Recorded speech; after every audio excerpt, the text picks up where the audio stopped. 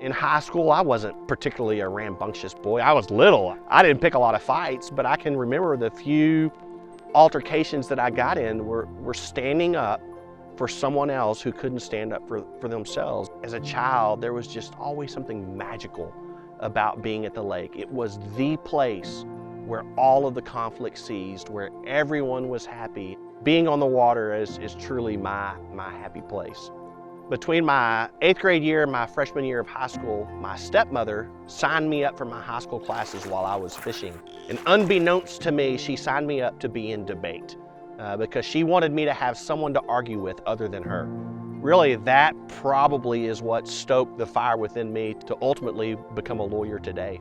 Danny, Daniel, and I, we were both at Texas A&M together, but we didn't know each other while we were here at A&M. The folks at Texas Tech had a meet and greet for all of the Texas A&M students that would be heading out west for law school. We met there, reconnected once law school started, and became fast friends around our shared interest in bird hunting and fishing and just all things outdoors.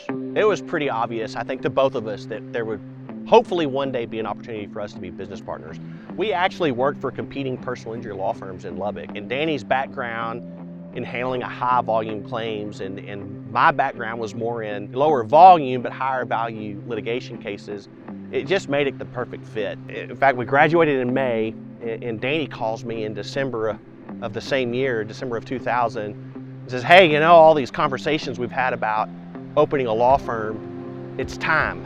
Which I thought was crazy. In fact, I remember telling Danny on that phone call, like, "Danny, it's not time. We just got our jobs. We're just getting started." It feels like hours, certainly no more than days later, I was ready. And so I remember calling Danny and saying, "Hey, you know, just a moment ago I said no, but now I say yes." On that day, Daniel Stark was born, and we've never looked back.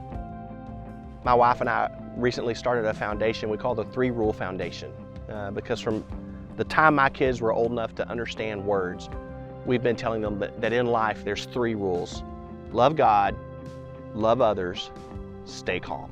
The parts of my life where I have found the most fulfillment, that have been the most rewarding, is when I am really following those first 2 rules, loving God and loving others. In my life, I think the thing that I was uniquely gifted to do is to see into people's lives and to see the very best in them and help challenge and propel them to embracing all that their Creator is calling them to be.